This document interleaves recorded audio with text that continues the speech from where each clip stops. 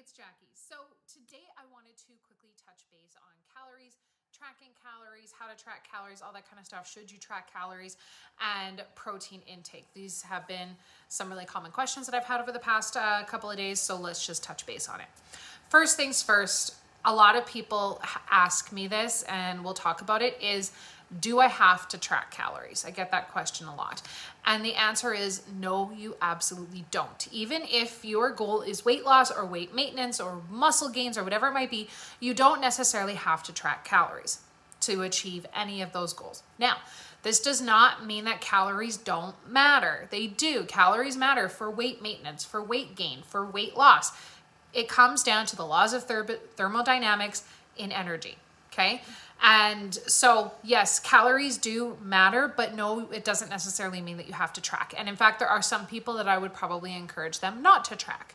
So if you're the type of person that gets really anxious about the thought of calories, if tracking makes you feel really overwhelmed or upset, if you find that you are stressing about the calories that you have in a day and you're worried about fitting things in, or you're panicking over little things like adding a tablespoon of cream into your coffee, which in all reality is like 30 fucking calories and really doesn't matter.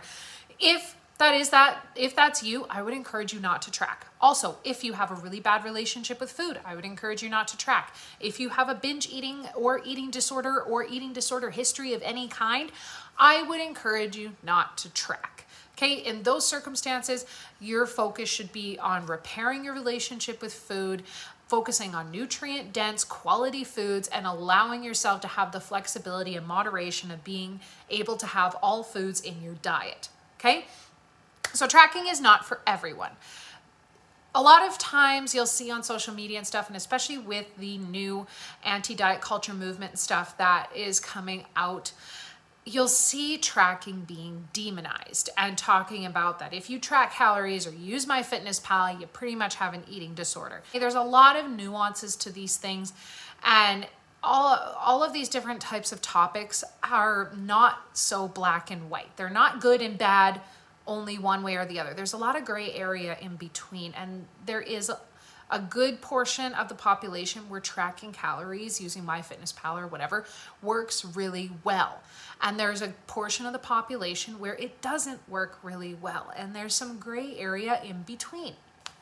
I'm the type of person that I like the numbers, and I get sidetracked easily, and I stand in the cupboard and eat bites and handfuls and all of these things that tracking calories now and then, not even all the time, but just now and then, helps keep me on track and keeps me from going overboard. I like the numbers though, so it doesn't bother me.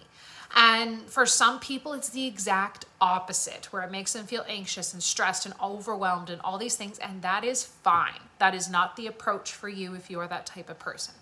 Now, a lot of you may be using MyFitnessPal for tracking calories, and I wanted to discuss that a little bit because I want to talk about what MyFitnessPal does for calories and why maybe you might need to do something a little bit different in how to adjust it. So MyFitnessPal, if you're using that, or generally any other tracking app, some people have told me that they've used Weight Watchers, some people might use another one.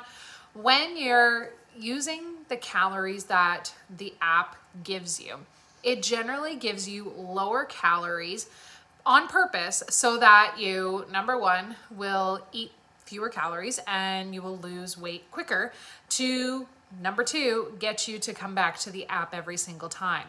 And I mean, it's a great marketing thing and whatever, but I usually recommend that you don't use the calories that the app gives you. And so when I get asked the question about tracking calories and how many calories should I eat, that is a very nuanced question because everybody is a little bit different. Not the same amount of calories works for every single person.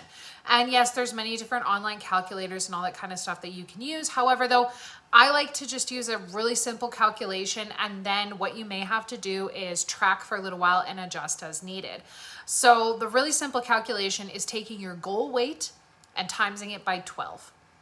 That's it. It's that easy. That'll be the number of calories. Goal weight in pounds, I should specify, times 12. Because a lot of calculators out there are just super overcomplicated. So this is just a really easy way to figure it out.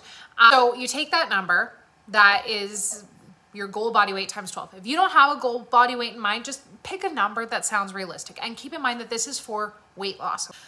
Let's talk about tracking. And tracking in and of itself. Keep in mind that not all calorie trackers are 100% accurate. Okay. And same thing with nutrition labels. All nutrition labels aren't 100% accurate. So when you're tracking calories, it is the best estimate, guesstimate that you can have. There's no one answer that is 100% right. It's just the best estimate. Okay, so yes, when you are in MyFitnessPal and you type in a Big Mac, it's going to show up with like 8 different results for Big Mac. Take the average. It's not that big of a deal if one is 50 calories over the other. 50 calories at the end of the day is really but fuck all. Not that big of a deal.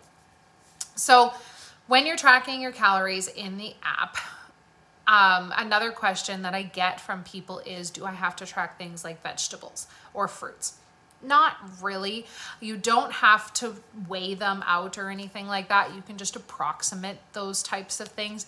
You don't have to necessarily weigh them out or track them or anything like that, especially like your leafy green vegetables like lettuce, spinach, and apple. Like those types of things are quite lower in calories. Like spinach, lettuce, broccoli, those types of things are like 5 calories per cup. Same thing with cabbage. An apple is around 100 calories. A banana, same thing, around 100 calories. A big orange, yeah, about the same thing, around 100 calories. Like all of these things aren't really going to make or break the bank. And even speaking for myself, I know that a tablespoon of cream in my coffee isn't going to make or break the bank. Having an extra apple isn't going to put me over my calories. What might put me over my calories is standing in my cupboard and eating a bag of chocolate chips absent-mindedly while I'm scrolling TikTok for 20 minutes. That might put me over my calories for the day, not the apple or the orange or the salad that I had for lunch. So keep that in mind.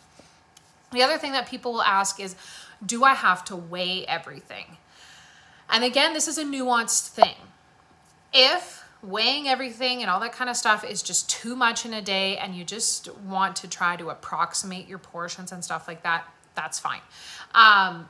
Keeping in mind that some people really suck at that, and their idea of what a cup of pasta or what 4 ounces of chicken looks like is not very accurate. You will learn more by weighing and measuring your food, even just for a temporary time, even just for a week or two, to understand what a portion of what 4 ounces of chicken looks like, what a cup of Greek yogurt looks like, what a serving of pasta looks like. You can learn a lot that way, but I'm not going to force anybody to do it. It's just, if it's something that works for you, try it. And the other thing that people will also ask is, do I need to eat back the calories that I burn? So when you're on MyFitnessPal, it'll tell you your calories are set at 2,000. I'm just using numbers. And you burn 500 in a day. So then it's going to give you a total calories of 2,500. Do you eat that extra 500 calories? No. If your goal is weight loss, no. And that is because, number one, Fitbits, your phone, whatever it might be, grossly overestimate how many calories you're burning.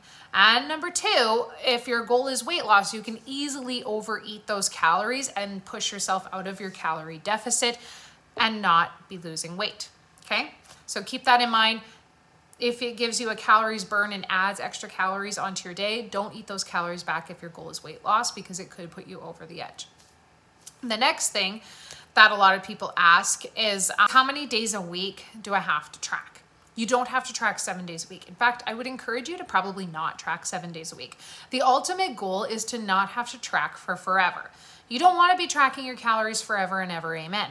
Okay, that's going to get old. It gets a little bit too much. So the goal is to maybe track, I would say 3 to 6 days a week would be a great start.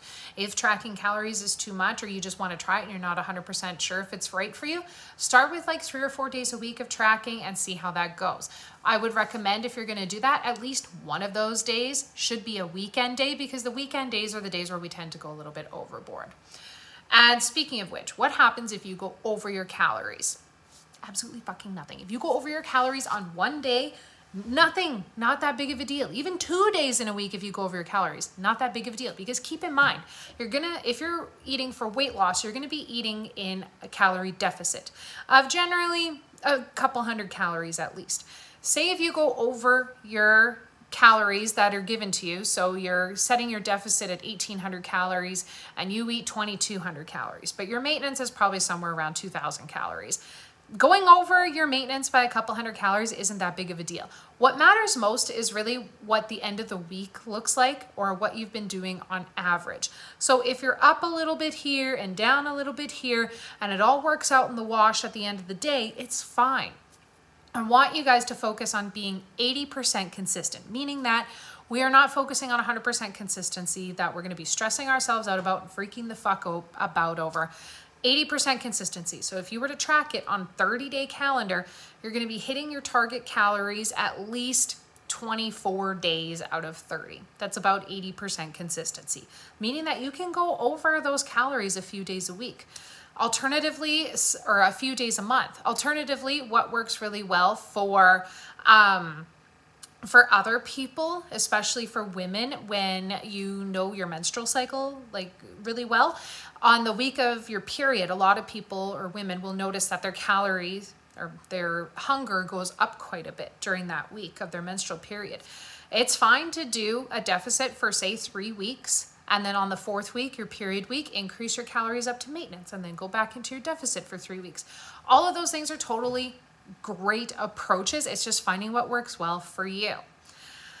Next, a lot of people will ask about protein intake, and this is a really popular subject that I have been asked a lot of questions on already, so let's talk about it. Number one being, what should my protein intake be like? So first things first, it all depends on your goals. But a general guideline, if you're wanting to lose weight, maintain your weight, or if you're strength training, is to aim for anywhere from 0.7 to 1 gram per pound of lean body weight, or if you're trying to lose weight, your goal weight. So for example, if I'm 150 pounds, I'm not 150 pounds, but if I was, that would mean that I would be eating anywhere from about 107 to 150 grams of protein a day. For some people, that's going to be a lot of protein. Even the 0.7 grams per pound of body weight being 107 grams if I'm 150 pounds. For some people, that's a lot. So it'd be to just aim for it. If you can aim for that 0.7 grams, excellent. If you get anywhere within that range, perfect. It used to be like a hard and fast rule that if you wanted to gain muscle mass, you had to eat 1 gram per pound of body weight. Science is kind of showing that you don't really need to do that. If you're anywhere from that 0.7 to 1 gram per pound of body weight range, that's a healthy amount of protein and good amount for building and maintaining muscle mass. So that being said, most people, and from my experience with training clients, most of my clients don't get in enough protein. So that would be, I would say, my number one goal for a lot of people is to focus on protein intake, because it will not only help you build and maintain that muscle mass, especially while you're strength training and even if you're trying to lose weight. It will also help keep you full. And the more protein that you eat in a day, the more full that you're going to feel, and the less likely that you're going to be binging and snacking and feeling out of control with food. So kind of regardless of your goal, even if you're just wanting to focus on eating better, focus on protein intake. A good rule of thumb that I like to use for protein intake, especially when I'm trying to hit my goal, because I have also been slacking on my protein intake for the past, I don't know, since I got pregnant. My protein intake has not been great, is front loading your day with protein. So meaning earlier in the day, getting in as much protein as you can. So getting in a good amount of protein with breakfast, a good amount of protein with lunch, and a good amount of protein with a snack throughout the day, either before lunch or after lunch, so that when it comes to the evening time, I'm not stuck trying to catch up on 60, 70 grams of protein. So for example, today I had about 30 grams of protein with my breakfast. I had a protein shake, which is 25 grams of protein. And then, so that's 55 grams before lunch. And then I had a tuna wrap with a can of tuna for lunch. That was at least another 35 grams of protein, because I also had it with a little bit of cheese and stuff like that. So before even 3 o'clock in the afternoon, I've eaten 30, 35, that's 75, plus 25, 100 grams of protein. My math skills. Anyways, I've eaten 100 grams of protein before 3 o'clock in the afternoon. That's a decent amount. So just keeping that in mind. God, I hope I did that math right. That's gonna be so embarrassing. So keep in mind that if you front load your day and try to get as much protein as possible earlier in the day, it will help so that you're not having to catch up at dinner time and feeling like, oh my God, I need to get 60 grams of protein in for my dinner, eating like 2 steaks for dinner or something crazy like that. Okay, get it in earlier in the day.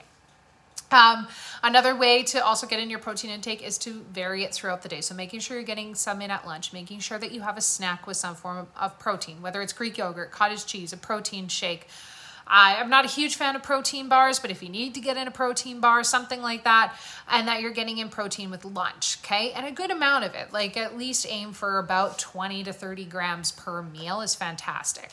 And that'll help add up throughout the day. So again, by supper time, you're not desperate and needing protein. And also it'll help keep you full throughout the day. So that come the evening time, you're gonna feel more full and you're not gonna feel like you need to eat the cupboard and binge after supper. So I hope that you guys found this a little bit helpful. Yeah, so we covered calories, protein intake, those were kind of the main ones, and tracking. Again, the tracking, it doesn't have to be the approach for every single person. I will do a separate video on just tips on how to change your diet a little bit and make just small changes that anybody can do, whether you're tracking or not, and how you can kind of, I don't like to use the word rules, but just some guidelines that you can follow while you're thinking and making of meals. So I will post that video later on, but thank you guys for watching. And if you have any questions, please post it in the comments below and I will chat with y'all later on.